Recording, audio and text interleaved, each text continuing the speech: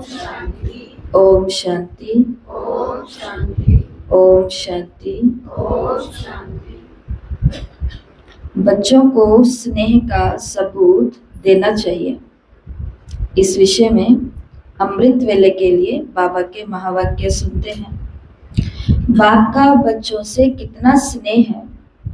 ब्रह्मा बाप ने स्नेह का सबूत प्रैक्टिकल में कितना समय दिया याद है।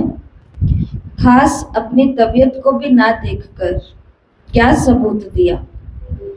अपनी शारीरिक स्थिति को ना देखते हुए कितना समय खास सर्च लाइट देते थे। आप कहते थे शरीर पर इफेक्ट आता है, लेकिन बाबा ने अपने शरीर को देखा। ये स्नेह का सबूत था। अब बच्चों को भी रिटर्न में स्नेह का सबूत देना है। जो कर्म करके दिखाया वही करना है। अमृत वेले जैसे साकार रूप में करके दिखाया वैसे ही बच्चों को करना है। नहीं तो अब तक यही रिजल्ट देखी। इस बात में अपने दिल को खुश कर लेते हैं। कौन सी बात में? कि उठे और बैठे, कि हम अमृत वेले उठे थे और हम अमृत वेले बाबा की याद में बैठे। केवल इतनी ही चीज में खुद को खुश कर लेते हैं, लेकिन वो रूहाब, वो शक्तिशाली स्वरूप की स्मृति नहीं रहती। शक्ति रूप के बदले क्या मिक्स हो गया है? सुस्ती। अमृत वेले बैठे, उठे और बैठे, लेकिन रूहाब और शक्तिशाली स्मृति की जगह बाबा ने कहा सुस्ती मिक्स हो गई है। तो सुस्ती मिक्स होने से मुलाकात करते हैं, लेकिन लाइन क्लियर नहीं होती। इसलिए मुलाकात से जो अनुभव होना चाहिए वो कर नहीं सकते। मिक्सचर है। यहाँ शुरू करेंगे तो मधुबन वासियों को सब देख करके करेंगे। मधुबन निवासी जो खास स्नेही हैं उनको खास सेक्रीफाइस करना है, बलिदान करना है। स्नेह में हमेशा सेक्रीफाइस ही किया जाता है, स्नेह में हमेशा बलिदान ही किया जाता है। तो बाबा ने अमृत वेले के लिए क्या कहा? जैसे साकार ब्रह्मा बाबा अमृत वेले के समय तबीयत को ना देखते हुए, शारीरिक स्थिति को ना देखते हुए भी बच्चों को सर्च लाइट देते थे और बच्चे कहते थे कि बाबा आपके शरीर पर इसका प्रभाव पड़ रहा है, क्योंकि बाबा रात रात भर जाग करके उस बच्चे को सकाश भेजते थे। तो बाबा ने कहा आपको भी बाबा के इस स्नेह का सबूत देना है। और वो सबूत क्या होगा? कि हम भी अपनी शारीरिक स्थिति कि मैं बूढ़ा हूँ, मैं बीमार हूँ, और साथ ही साथ अपनी तबीयत, इन सभी को ना भी देखते हुए बाबा के स्नेह का क्या दो? सबूत दो। केवल उठना और बैठना इम्पोर्टेंट नहीं है। सुस्ती को दूर करके शक्तिशाली स्वरूप में बैठने के लिए बाबा ने कहा।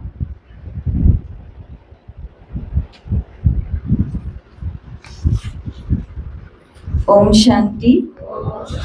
तो आज 4 अगस्त 2026 बाबा ने कहा मीठे बच्चे बाप के राइट हैंड बनना है, तो हर बात में राइटियस बनो, सदा श्रेष्ठ कर्म करो। अगर हम चाहते हैं कि बाबा अपने एक विशाल कार्य में मुझे भी हिस्सेदार बनाए, माना बाबा का मैं राइट हैंड बनूं, तो उसके लिए बाबा ने कहा पहले एक गुण धारण करना पड़ेगा, और वो गुण है राइटियस, सत्यवादी बनना होगा। सदा श्रेष्ठ कर्म करो। प्रश्न है कौन सा संस्कार सेवा में बहुत विघ्न डालता है? कौन सा संस्कार सेवा में बहुत विघ्न डालता है? उत्तर, भाव स्वभाव के कारण आपस में जो द्वैत मत के संस्कार हो जाते वो सेवा में बहुत विघ्न डालते। दो मतों से बहुत नुकसान होता है। क्रोध का भूत ऐसा है जो भगवान का भी सामना करने में देरी ना करे। इसलिए बाबा कहते हैं मीठे बच्चे ऐसा कोई भी संस्कार हो तो उसे निकाल दो। गीत तकदीर जगाकर आई हूँ। ओम शांति। एक बारी फिर से प्यार से बोलेंगे ओम शांति। मीठे मीठे रूहानी बच्चों ने गीत सुना। रूहानी बच्चों अर्थात शिव बाबा जो सुप्रीम रूह है, उनके बच्चों आत्माओं ने शरीर रूपी कर्मेंद्रियों द्वारा गीत सुना। अब तो बच्चों को आत्म अभिमानी बनना है, बहुत मेहनत भी है। घड़ी घड़ी अपने को आत्मा समझ बाप को याद करना है, ये है गुप्त मेहनत। बाप भी गुप्त है तो मेहनत भी गुप्त कराते हैं। बाप स्वयं आकर के कहते हैं, बच्चों मुझे याद करो। तो कल्प 5000 वर्ष पहले मुआफिक फिर से सतो प्रधान बनेंगे। बच्चे समझते हैं हम ही सतो प्रधान थे, फिर हम ही अब तमो प्रधान बने हैं। सतो प्रधान भी जरूर बनना है। गीत में भी कहते हैं, तकदीर जो गवाई हुई है वो फिर से पाने के लिए तदबीर कराने वाला बाबा एक ही सर्वशक्तिवान बाप है, क्योंकि सबको पावन बनाते हैं ना। बाप बच्चों को समझाते हैं, हे रूहानी बच्चों, अब तकदीर बनाने आए हो। स्टूडेंट स्कूल में तकदीर बनाने जाते हैं ना, वो तो छोटे बच्चे होते हैं। बाबा ने कहा तुम छोटे तो नहीं हो। यहाँ पर जो स्टूडेंट्स आते हैं वो छोटे बच्चे नहीं हैं, तो कौन है? कौन है? छोटे बच्चे नहीं है तो फिर कौन है? बड़े बच्चे हैं। बाबा ने कहा वो स्कूल में तो स्टूडेंट जो होते हैं तकदीर बनाने जाते हैं वो तो छोटे बच्चे होते हैं। तुम छोटे नहीं हो, तुम तो बड़े बुजुर्ग हो। इसके लिए हमारे ऊपर और भी रिस्पॉन्सिबिलिटी है। छोटा बच्चा भी जो स्कूल में जाता है वो गड़बड़ी करता है, फेल हो जाता है, मार्क्स कम लेकर के आता है, बदमाशी करता है, तो स्कूल का नाम तो थोड़ा हो ही जाता है ना खराब। तो फिर भी वो बच्चा है, चलो हो गया। लेकिन बाबा के पास तो कौन से स्टूडेंट आते हैं? एक अनुभवी उम्र वाले, जिन्होंने ग्रस्त जीवन में देखा है कि कैसे संतुलन बना करके चलना होता है, बातों को कैसे समाना होता है, सहन कैसे करना होता है, अपनी गुण शक्तियों को घर परिवार को बढ़ाने के लिए कितना कुछ लगाना पड़ता है। तो बाबा के पास तो कितने बड़े बुजुर्ग बच्चे आते हैं। और अगर फिर भी हमसे बदमाशी हो जाए, फिर भी हमसे नटखटपना हो जाए, फिर भी हमसे जैसे बाबा ने कहा सुस्ती आ जाए, तो फिर इतनी उम्र लेने के बाद भगवान से मिले तो भी वो उम्र का क्या फायदा हुआ। इसलिए लोग कहते हैं, अरे भाई ये बाल जो सफेद हुए हैं ये ऐसे धूप में खड़े खड़े नहीं हुए। हमें भी पूछो, हम भी घर के बड़े बुजुर्ग हैं, हमें अनुभव है। ऐसे कमाइयाँ नहीं होती, ऐसे बच्चे नहीं पलते, ऐसे घरों के काम नहीं होते, हमसे पूछो। तो इसलिए यज्ञ के अंदर भी बड़े बुजुर्ग बच्चे आते हैं, तो जो छोटे हैं यहाँ पर उम्र में, वो उनको ना समझाए, उसके बदले उनका अनुभव उनको भी शक्ति दे जो उम्र में छोटे हैं। तो बाबा याद कराते हैं कि यहाँ छोटे नहीं हो, तुम तो बड़े बुजुर्ग हो, तकदीर बना रहे हो। हाँ, कोई बूढ़े भी हैं। बुढ़ापे से जवानी में बढ़ना अच्छा होता है, जवान की बुद्धि अच्छी होती है, ये तो सबके लिए बहुत सहज है। तुम्हारा शरीर तो बड़ा है ना, ये बेबी है, इतना नहीं समझ सकेंगे क्योंकि ऑर्गन्स छोटे हैं। स्तुति, निंदा, दुख, सुख, इन सब बातों को तुम समझ सकते हो, छोटा बच्चा नहीं समझ सकता, बड़े समझ सकते हैं। आत्मा तो बिंदी है, शरीर बढ़ता जाता है। आत्मा तो एक रस होती है, कभी घटती बढ़ती नहीं है। उस आत्मा की बुद्धि के लिए बाप कस्तूरी जैसी सौगात दे रहे हैं, क्योंकि अभी तो बिल्कुल बुद्धि तमो प्रधान बन गई है, सो अब स्वच्छ भी बन रही है। ये चित्र तुमको समझाने में बहुत काम आते हैं। भक्ति मार्ग में देवताओं के आगे जाकर माथा झुकाते, पूजा करते, आगे तुम भी अंधश्रद्धा से जाते थे, शिव के मंदिर में जाते थे।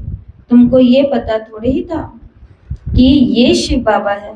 बाबा से जरूर वर्षा मिला है, तब तो उनकी महिमा गाई जाती है। बाबा ने कहा कोई अच्छा काम करके जाते, तो उनकी महिमा गाई जाती। स्टैंप बनानी चाहिए शिव बाबा की।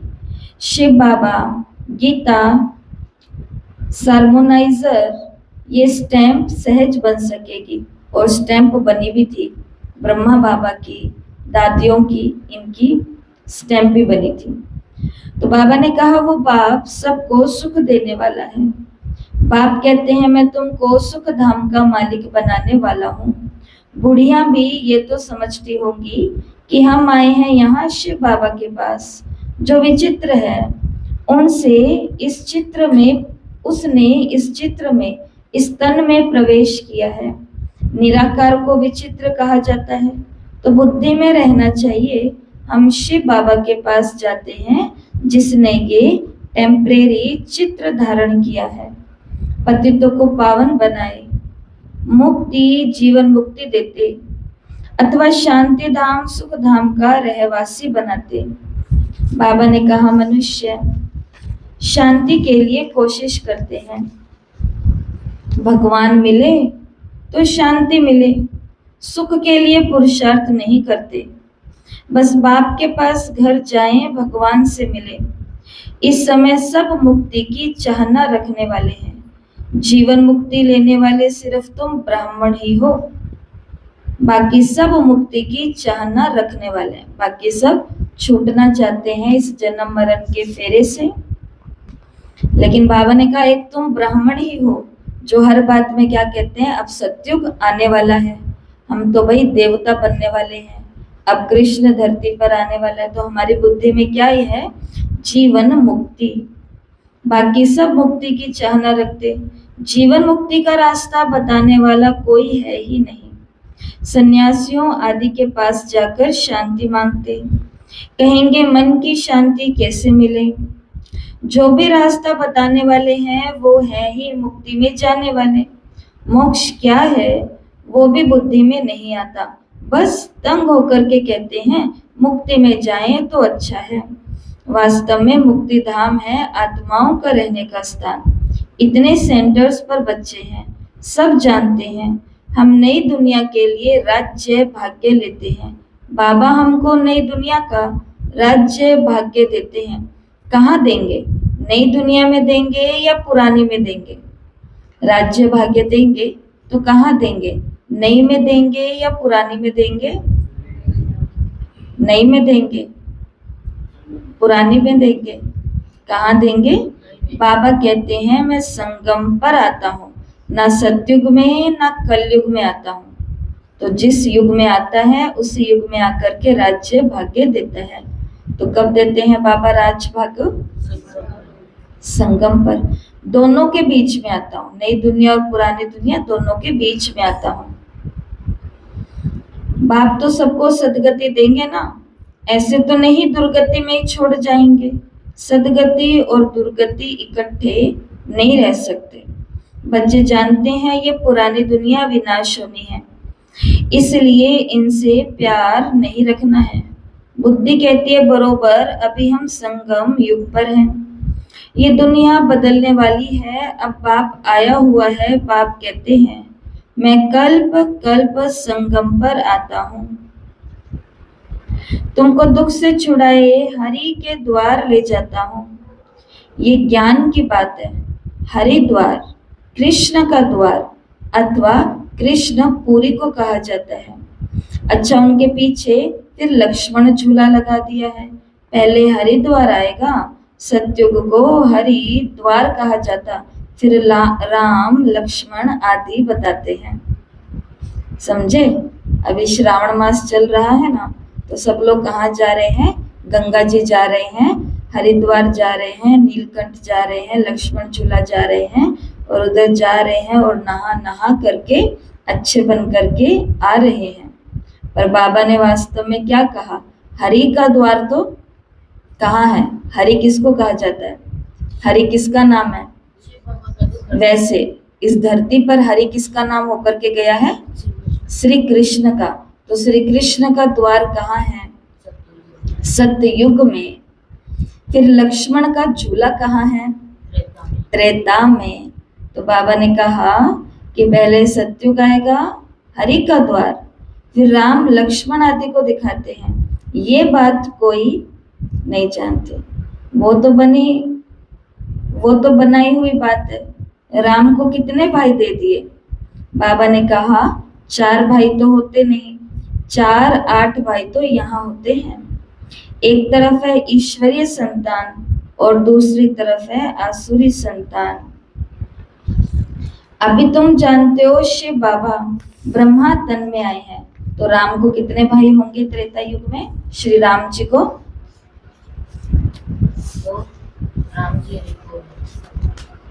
एक भाई और एक बहन। हर माता पिता के 2 ही बच्चे होंगे, एक बच्चा और एक बच्ची। तो उन्होंने दिखाया 4 भाई होते हैं, पर बाबा ने हम सभी को बताया है कि स्वर्ग में सत्युग त्रेता में सभी को सिर्फ कितने बच्चे होंगे? 2 ही बच्चे होंगे, एक लड़का और एक लड़की। इसलिए बाबा ने 2 डिफरेंस बताए।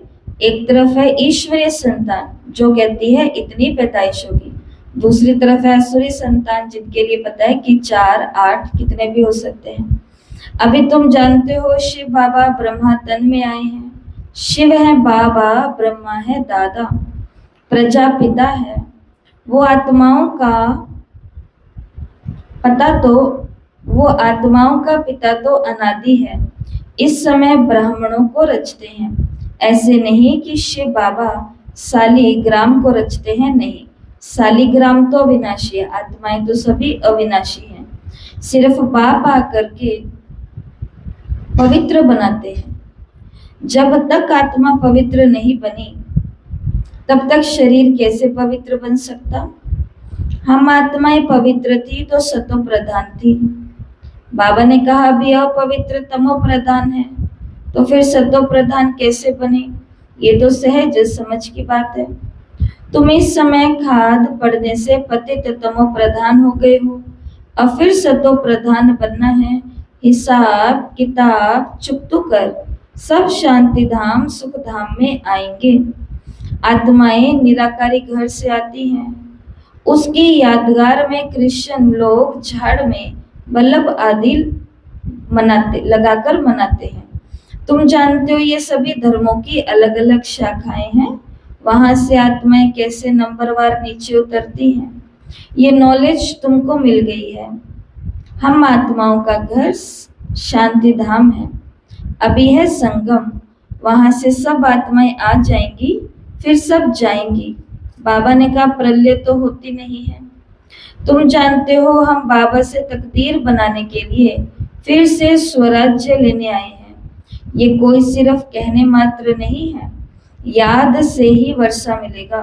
बाप कहते हैं देश सहित जो भी देह के मित्र संबंधी आदि हैं सबको भूल जाओ।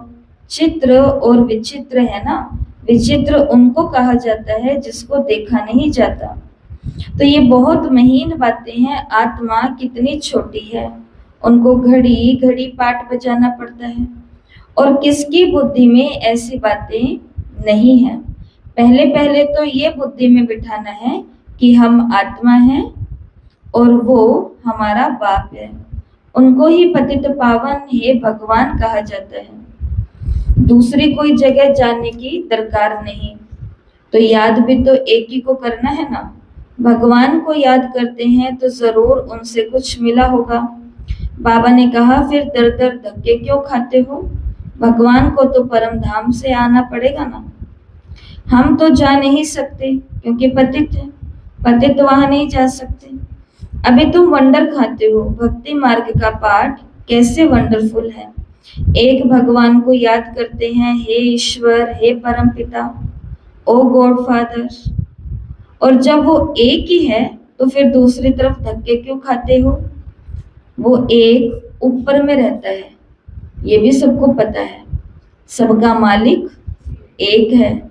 और फिर दुख में क्या बोलते हैं? ऊपर वाला सब देख रहा है, ऊपर वाला न्याय करेगा, ऊपर वाला तुमसे सारा हिसाब लेगा। दोनों बातें पता है कि वो एक है और वो कहाँ है? ऊपर है। फिर बाबा ने कहा नीचे क्या कर रहे हो? नीचे क्या कर रहे हैं? बाबा ने क्या कहा? नीचे क्या कर रहे हैं? फिर उसको ढूंढने के लिए फिर दर दर धक्के खा रहे हैं।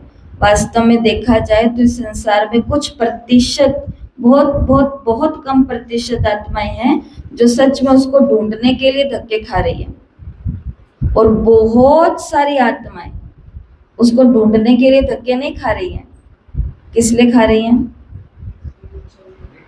खुद का कुछ पूर्ति करनी है, काम बनाने हैं, उसके लिए उनको राजी करने के लिए, किसी का दोष लगा हुआ है वो दोष हटवाने के लिए, कोई मेरे ऊपर पाप चढ़ा हुआ है वो पाप उतरवाने के लिए, किसी को प्रसन्न करने के लिए, कोई भी नाराज नहीं रहना चाहिए, या कहीं से सुन लिया उनके बहुत चमत्कार हैं, हम कैसे वंचित रह गए, हम भी थोड़ा चमत्कार देख लें, वो चमत्कार देखने के लिए। इसके लिए भगवान के लिए कितनी आत्माएं धक्के खाती होंगी?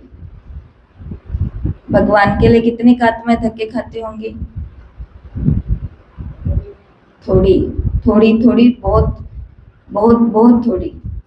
शिव बाबा ने कहा एक है और ऊपर में रहते हैं, परंतु ये सब ड्रामा में नूंद है, ड्रामा अनुसार भक्ति करते हैं बेहद बेसमझी से।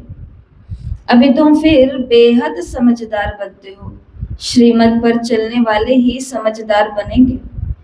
वो फिर छिपे भी नहीं रह सकते, वो सदैव श्रेष्ठाचारी काम ही करेंगे। बाप कहते हैं हम दुख हरता सुख करता है, तो बच्चों को भी कितना मीठा बनना चाहिए, बाप का राइट हैंड बनना चाहिए। ऐसे बच्चे ही बाप को प्रिय लगते हैं। राइट हैंड है ना, तुमको मालूम है लेफ्ट हैंड से इतना काम नहीं कर सकते हैं, क्योंकि राइट हाथ राइटियस काम करते हैं, इसलिए इस राइट हाथ को ही शुभ काम में लगाते हैं। पूजा हमेशा राइट हैंड से करते हैं, तो बाप कहते हैं हर बात में राइटियस बनो। बाप मिला है तो खुशी होनी चाहिए। बाप कहते हैं मामेकम याद करो, तो फिर अंत मति सो गति हो जाएगी। मत और गत व गति करने की मत एक ही है। गाया भी जाता है ईश्वर की गत मत ईश्वर ही जाने, पतित पावन वही है। वो जानते हैं मैं मनुष्यों को पावन बनाए, दुर्गति से सदगति में कैसे ले जाऊंगा। भक्ति मार्ग में कितनी मेहनत करते, परंतु सदगति होती नहीं, फल कुछ भी मिलता नहीं। सदगति देने वाला एक ही बाप है। भक्ति मार्ग में जो जिस भावना से पूजा करते, उनको वो फल देने वाला मैं ही हूँ। वो भी ड्रामा में नूंद है, उनको आपे ही मिल जाता है अपने पुरुषार्थ से। अब पवित्र भी अपने पुरुषार्थ से बच्चों को बनना है। बाप कहते हैं मीठे मीठे बाप को याद करो। वही सर्वशक्तिमान ऑलमाइटी अथॉरिटी कितना अच्छा बनाते हैं। तुम सब कुछ जान चुके हो, फिर बाप से वर्षा ले रहे हो। रचयिता और रचना की नॉलेज तुम्हारी बुद्धि में है। तुम जानते हो ये नॉलेज हमारे में नहीं थी। यज्ञ तप आदि करना, शास्त्र आदि सुनना, ये है शास्त्रों की नॉलेज। उनको भक्ति कहा जाता। उनमें एम ऑब्जेक्ट कुछ नहीं है। एम ऑब्जेक्ट तो पढ़ाई में रहती है, कोई ना कोई प्रकार की नॉलेज होती है। हमको पतित से पावन बनने की नॉलेज पतित पावन बाप ने दी है। सृष्टि की आदि मध्य अंत की नॉलेज बाप ने दी है। ये सृष्टि चक्र कैसे फिरता है, इसमें सभी एक्टर्स पाठधारी हैं। ये अनादि नाटक बना हुआ है। ये बेहद की नॉलेज तो जरूर होनी चाहिए। तुम बच्चे जानते हो अभी हम घोर अंधियारे से निकल घोर सोचने में जा रहे हैं। तुम अभी देवता बन रहे हो, ये भी समझाना है। आदि सनातन तो देवी देवता धर्म है, जिसे हिंदू धर्म कह दिया। धीरे धीरे ये बात भी समझ जाएंगे। बच्चों को खड़ा होना चाहिए, इतने तो ढेर बच्चे चाहिए। दिल्ली में कॉन्फ्रेंस करनी पड़े। परिस्तान भी दिल्ली को कहा जाता है। यही जमुना का कंठा था। दिल्ली कैपिटल है, बहुतों के हाथ में आई है। देवताओं की कैपिटल भी यही थी। तो दिल्ली में बहुत बड़ी कॉन्फ्रेंस होनी चाहिए, परंतु माया ऐसी है जो करने नहीं देती, विघ्न बहुत डालती है। आजकल भाव स्वभाव भी बहुत हो गए हैं। बच्चों को आपस में मिलकर सर्विस में लग जाना चाहिए। वे लोग भी आपस में नहीं मिलते तो राजाई ही उड़ जाती है, दो पार्टी हो जाती है, तो प्रेसिडेंट को भी उड़ा देते हैं। द्वैत मत बड़ा नुकसान करती है, फिर भगवान का सामना करने में भी देरी नहीं लगती। भगवान का सामना करते हैं तो क्या कहते हैं, सुना था ना कल या परसों अव्यक्त मुरली में कि बाबा को क्या पता, बाबा को कौन सा शरीर है। और रही ब्रह्मा बाबा की बात, इनको भी क्या पता, ये तो इन्हें तो शिव बाबा की लिफ्ट मिली हुई है, तो किसके आगे बोल रहे हैं और क्या बोल रहे हैं आत्मा ये भी भूल जाती है। इसलिए बाबा ने कहा कि भगवान का सामना करने में भी फिर देरी नहीं करते, नुकसान भी बहुत पाते हैं। क्रोध का भूत आ जाता है तो फिर बात मत पूछो। इसलिए बाबा कहते हैं गुण जाने और गुड़ की गोथरी जाने। बाप बच्चों को सृष्टि के आदि मध्य अंत का नॉलेज सुना रहे हैं। गुड़ कौन है और गुड़ की गोथरी कौन है, ब्रह्मा बाबा। मैं क्या चीज हूं ये दो ही जानते हैं केवल, दुनिया के आगे मैं कुछ और हूं। लेकिन गुड़ जाने और गुड़ की गोथरी जाने, शिव बाबा और ब्रह्मा बाबा ही जानते हैं कि क्यों नहीं सेवा में आगे जा पा रही है, क्यों कुछ नहीं कर पा रही है, क्यों अमृत वेले सुस्ती आ रही है, क्यों मुरली क्लास मिस हो रही है, क्यों पूरा दिन योग की अवस्था नहीं रहती है, क्यों सबको शरीर देख रही है, क्यों ये बच्ची आत्मा नहीं देख पा रही है। ये कौन जानता है, केवल गुड़ जानता है, गुड़ की गोथरी जानता है। तो जब वो ये जानता है तो क्या वो हमारा भविष्य नहीं जानता कि तुम्हारा भविष्य भी आगे जाकर के क्या ही बनने वाला है। इसके लिए ये जो बाबा ने कहा, बाबा एक बड़े कार्यक्रम के लिए कॉन्फ्रेंस चाहते हैं और वो भी नहीं हो पा रही है। कारण क्या है, द्वैत है। वो कह रहा है मैं इतने बजे आऊंगा, वो कह रहा है मैं इतने बजे आऊंगा, वो कह रहा है मैं कल करूंगा कॉन्फ्रेंस, वो कह रहा है मैं आज करूंगा। तो कोई बीच का रास्ता निकले, कुछ तो ऐसा हो जिसके कारण द्वैत तो हमेशा ही रहेगा। देखो ये विचार ऐसे हैं, घर के अंदर अगर दो लोग भी रहते हैं ना, तो भी अगर खाना ही खाना है उसके अंदर भी क्या आ जाएगा, द्वैत आ जाएगा। आज ये क्या बना लिया, आज तो ये बनाना था।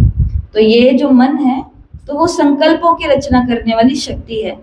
तो ऐसा तो कभी नहीं हो सकता कि हम घर के 5 हो, 6 हो, 4 हो, 3 हो, दोनों लोग उठें और उठते ही सबके विचार एक ही जैसे हों, ऐसा तो नहीं हो सकता। क्योंकि सबकी दिशाएं अलग अलग है, सबकी दशाएं अलग अलग है, सबके संस्कार अलग अलग है। कितने भी अलग द्वैत हो, कितने भी अलग अलग ये विचार हो, मन हो, संकल्प हो, लेकिन कम से कम अपना इतना नुकसान तो ना करें कि हम यज्ञ की सेवाओं में विघ्न डालने लग जाएं या अपना भविष्य बिगाड़ लें। मुरली के अंदर क्या गीत बजा है, इसलिए मुरली पूरी जुड़ी हुई होती है आपस में, कौन सी बात कहाँ आती है। बाबा ने कहा तुम बड़े बुजुर्ग हो गए हो, बुढ़िया हो गई हो, जो भी हो गए हो, तुम यहाँ किस लिए आए हो, अपनी तकदीर जगाने के लिए।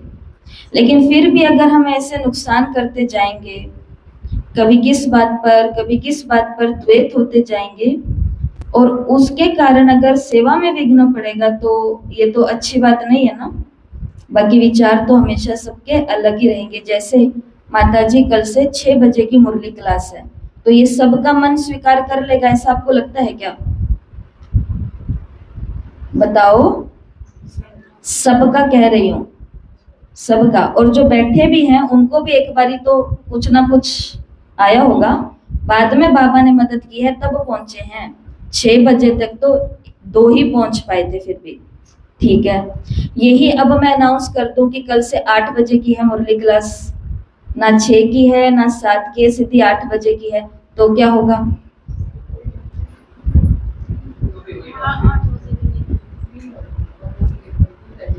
तो कभी भी कुछ भी कह दो, ऐसा नहीं हो सकता कि सब कहेंगे अरे वाह, ऐसा नहीं हो सकता।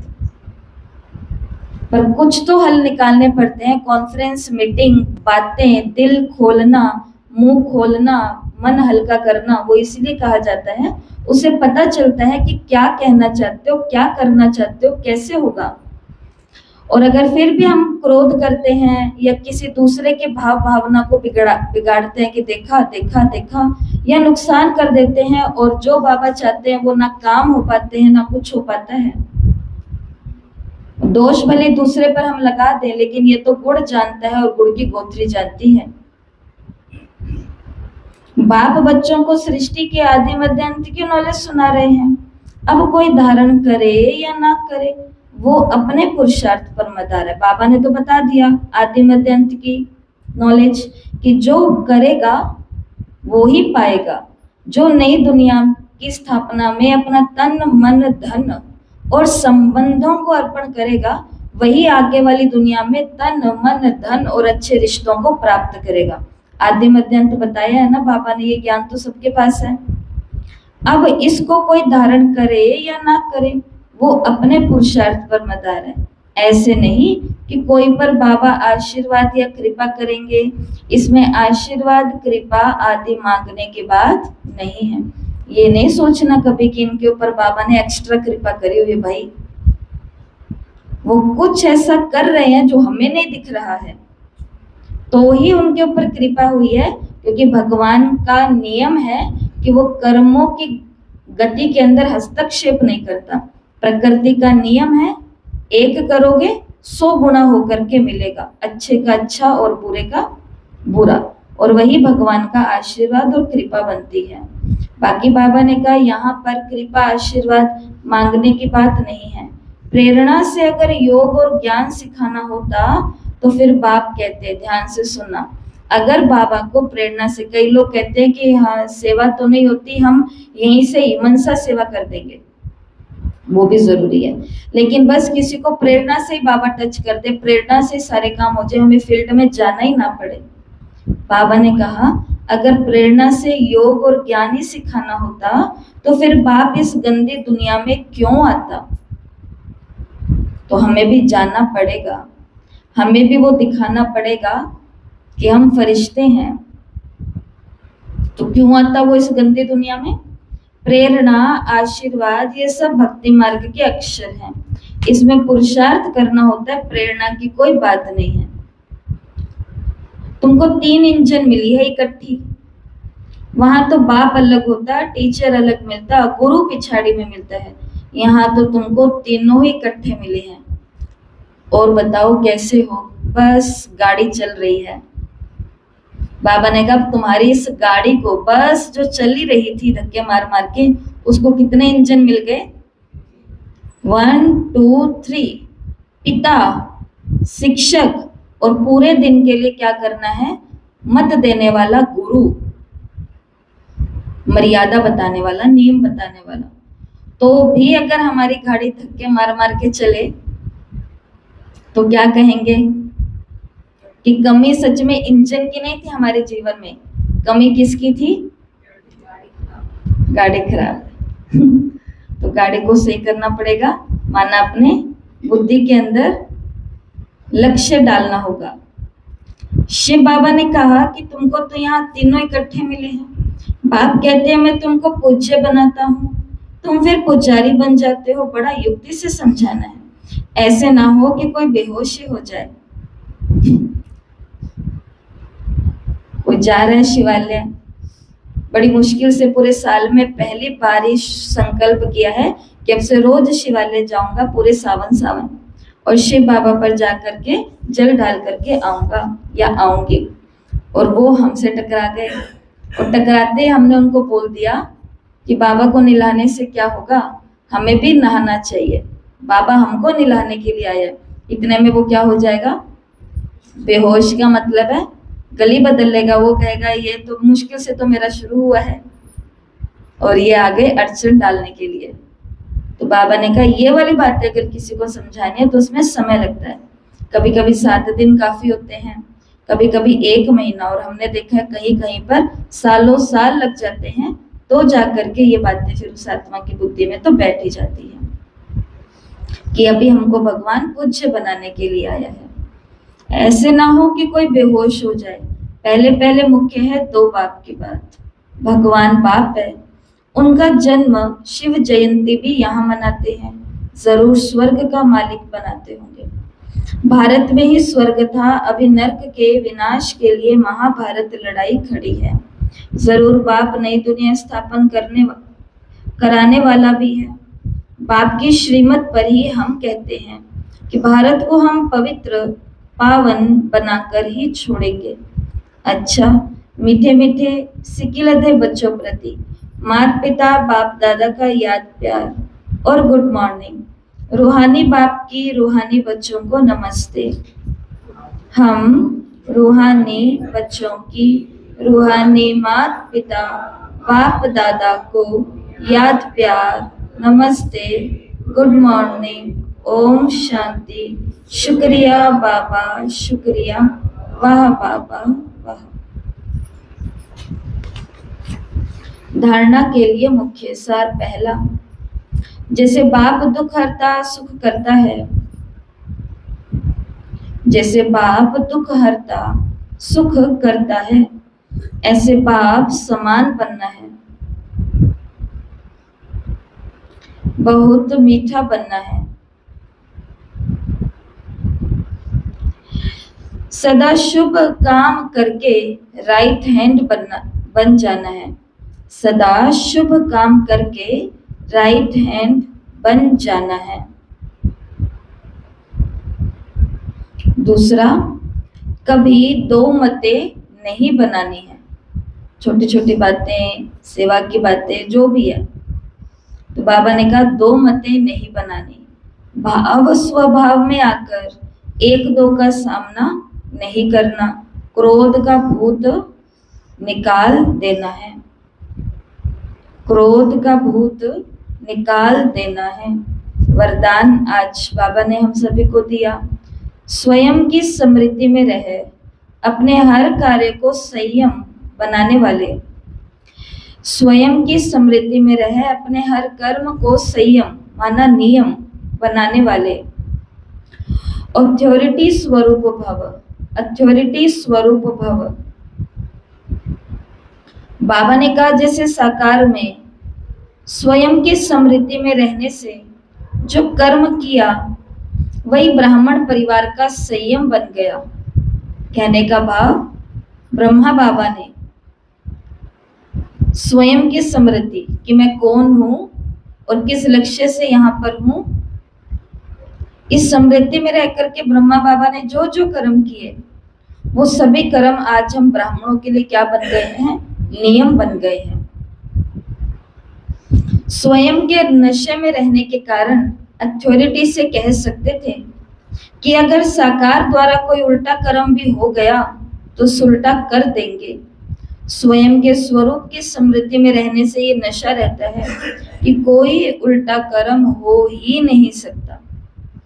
आप बच्चे भी जब स्वयं की स्मृति, स्वयं की स्थिति में स्थित रहो तो जो संकल्प चलेगा, जो बोल बोलेंगे, जो कर्म करेंगे वही नियम बन जाएंगे। अनेक ब्राह्मणों के लिए वो क्या बन जाएंगे, नियम बन जाएंगे।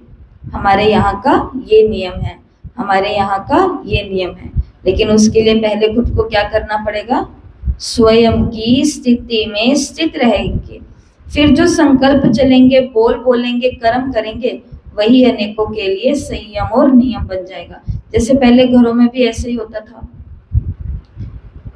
पहले परिवारों में ऐसा ही होता था कि घर के जो बड़े बुजुर्ग होते थे, हेड ऑफ द जो घर है, घर का जो मालिक है ना, तो वो जैसा होता था उसी अनुसार सबको उठना पड़ता था, उसी अनुसार सबको खाना पड़ता था, उसी अनुसार बैठना, या कितनों को जाना है, कितनों को पीछे रहना है, कौन से वाले थान से सबकी फ्रॉक बनेगी, कौन से वाले थान से सबका ये होगा, उसके अंदर कोई अपना कुछ नहीं डाल सकता था। कारण क्या था, क्योंकि वो खुद ही ऐसे रहते थे अपनी स्थिति में। और अभी क्या कहते हैं,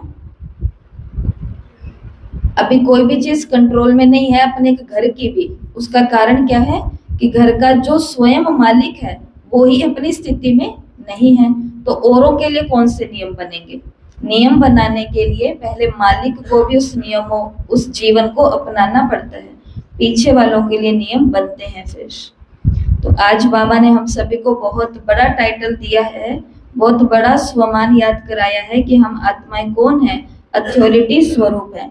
तो जिस सेंटर पर आते हैं या जिस सेवा केंद्र पर रहते हैं या फिर जिस परिवार में है, तो वहां पर रहते हुए हमेशा क्या याद रखो, स्वयं की समृद्धि में रहना है मुझे, फिर बोलना है, फिर सोचना और फिर कुछ करना है। स्लोगन, पवित्रता का पिल्लर मजबूत करो, पवित्रता का स्तंभ मजबूत करो, तो ये पिल्लर लाइट हाउस का काम करता रहेगा, ये पिल्लर लाइट हाउस का काम करता रहेगा।